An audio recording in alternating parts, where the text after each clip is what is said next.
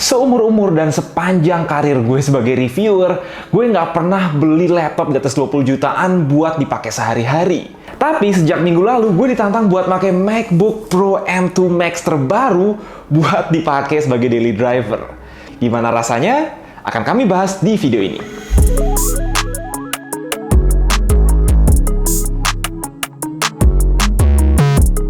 To the point aja, Januari lalu Apple baru ngeluarin Apple M2 Pro dan M2 Max untuk MacBook Pro dan Mac Mini, menemani chip M2 yang dirilis tahun lalu untuk menggantikan chip M1 series.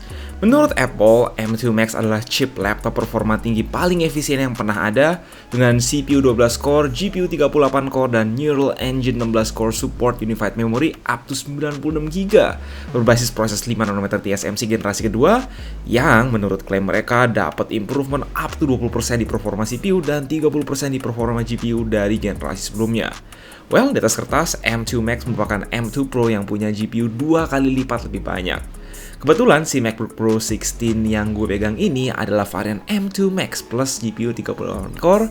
Secara chipset adalah versi mentok, jadi nggak heran harganya fantastis. Apalagi ini versi 32GB plus storage 1TB. Kita tinggalkan sejenak soal sang silikon, mari kita mulai dari pengalaman menggunakan laptop ini sehari-hari sebagai seseorang yang sebelumnya biasa pakai laptop Windows. Well, to be fair, udah pernah sih coba MacBook Pro M1 Pro dan MacBook Air M2 untuk waktu singkat. Dan sebagai pengalaman pertama megang MacBook 16 inch ini, asli rasanya gede banget.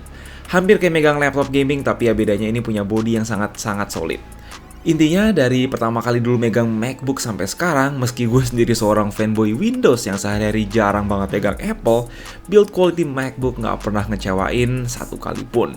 Tentu saja gue sih masih mikir-mikir apakah ini bisa jadi laptop yang bisa seterusnya gue pakai. Dengan body ekstra luas dan berat 2,1 kilo, ini nggak bisa dibandingin sama HP Spectre 13 X360 atau ROG Flow X13 dengan berat 1,3 kiloan yang udah gue biasa pakai sehari-hari. Kalau yang lu incar adalah pengalaman kerja senyaman mungkin dengan layar ekstra luas, saat ini nggak ada solusi yang lebih nampol dibanding MacBook Pro 16 inch dari Apple. Otherwise ya cukup beli yang 14 inch aja. Oke, di segi konektivitas ini juga punya segalanya yang gue butuhin sebagai seorang yang udah USB-C banget. Jadi keberadaan satu slot SDXC full size, 3 port Thunderbolt 4 yang sekalian bisa dipakai charging, HDMI, MagSafe 3, dan combo audio jack udah cukup untuk segala kebutuhan gue. Toh kalau butuh lebih tinggal colok yang namanya dongle. Adapter bawaan adalah adapter USB-C 140W disertai kabel USB-C to MagSafe. Sebagai user Ultrabook Windows yang laptopnya selalu pakai touchscreen, tentu gue merasa sedikit kehilangan meski ya sebagai gantinya touchpad super luas ini sangat menyenangkan dipakai. Yang truly gue sayangin dari MacBook 16 inch ini adalah kenapa pakai keyboard yang tidak berbeda dari versi 14 inch. Sama-sama nggak punya tombol page up, page down, home, dan end yang dedicated. Bahkan di tombol panahnya juga pelit banget untuk laptop sebesar ini. Gak habis pikir. At least gue happy sama tombol power/fingerprint yang responnya sangat cepat. Update cukup drastis dari laptop Windows gue sebelumnya tentu adalah layar. Laptop Windows zaman now emang boleh banyak yang udah OLED, tapi si Liquid Retina XDR display 120Hz berukuran ekstra luas ini emang gak ada obat. Baik untuk kerja maupun menghibur diri, kapanpun dan dimanapun dengan warna yang sangat menawan serta akurat. Bagi para pengguna MacBook Pro M1 series sudah paham lah ya betapa bagus dan terangnya layar mini LED macam ini. Oh, terus refresh rate 120Hz-nya itu adaptif, bisa turun hingga 48Hz, so jangan takut karena ini nggak akan boros baterai untuk usage normal. Soal notch kami udah pernah sebut sebelumnya, nggak masalah. Setelah pakai 30 menit juga otomatis terbiasa. Sesuai statement di awal, M2 Max ini punya lompatan performa yang cukup nampol dibanding M1 Max apalagi M1 Pro, terutama dari segi grafis. Dari CPU ya tetap berasa juga di mana M1 Max dulu paling mentok di kisaran skor Geekbench 12.000, ini sekarang udah bisa OTW mendekat 15 ribuan. Sekali lagi, secara CPU, M2 Max practically hampir nggak ada bedanya dibanding M2 Pro, namun pas kita coba adu di benchmark grafis metal, wah performanya ini gila banget. Beneran naik sekitar 25% dari M1 Max yang on its own udah setara Radeon RX 6600 XT di benchmark yang sama. Berhubung Meta itu sangat optimized untuk Apple Silicon, kami coba tes lagi via OpenCL yang bisa di-compare dengan komputer-komputer Windows. Well, turns out sama-sama comparable dengan Radeon RX 6600 XT bahkan RTX 3060 laptop. Pencapaian monumental untuk sebuah GPU integrated. Sekarang pertanyaannya, Apakah performa kasarnya bisa menyamai atau lebih bagus dibanding laptop Windows dengan ukuran yang sama?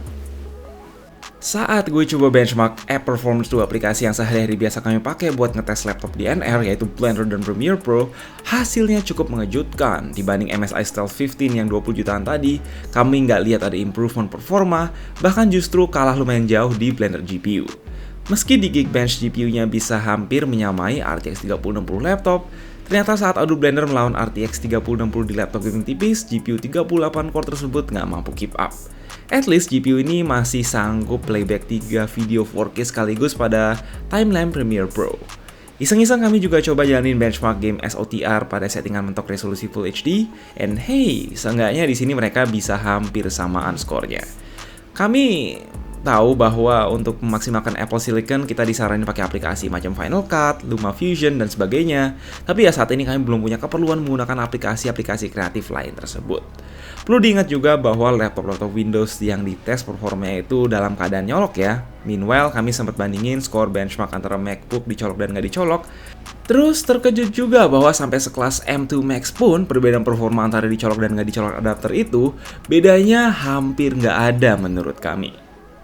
Oke, tadi itu kan soal performa kasar purely ya. Gimana soal efisiensi? Disinilah again Apple membuktikan bahwa belum ada yang bisa berhadapan head to head, apple to apple.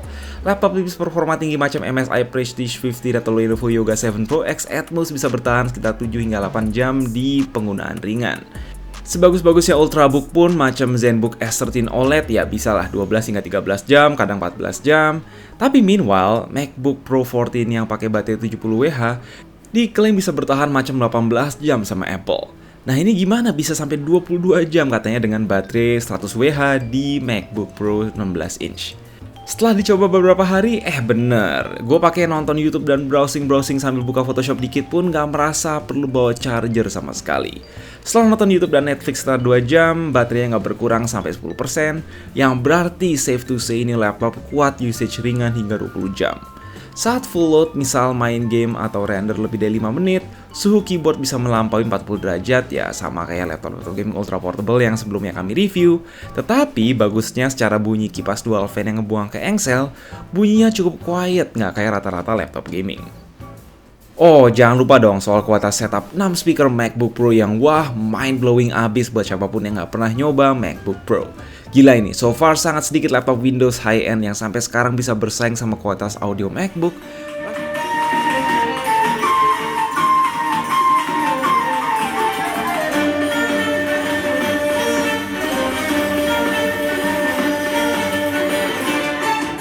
Rasanya $1.000 sendiri itu gue keluarin duit cuma buat ngerasain speakernya. Well, dari kacamata seorang user Windows casual yang gue sendiri pasti juga pernah ngalamin, kalian juga ya, pasti langsung bilang bahwa nggak worth it rasanya ngeluarin 60 juta demi laptop yang performanya tuh setara laptop gaming Windows 20 jutaan gitu ya, macam ultra portable gaming laptop. Tapi setelah dicoba pakai, pengalamannya itu ternyata sangat tidak apple to apple dibanding laptop-laptop Windows konvensional 20 jutaan tersebut. Nggak sekedar karena beda OS, beda ekosistem, beda instruction set, tapi ya juga masalah efisiensi daya, performa konsisten antara dicolok maupun enggak, kualitas layar, kualitas speaker, build quality, kenyamanan user saat memakai, hingga hal yang terdengar sepele, yaitu gengsi dan branding.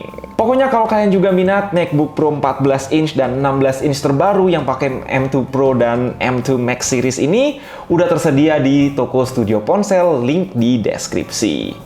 Terakhir, jangan lupa like, share, subscribe, dan mendang-mending di komentar. And as always, gue Mike, stay safe, stay healthy.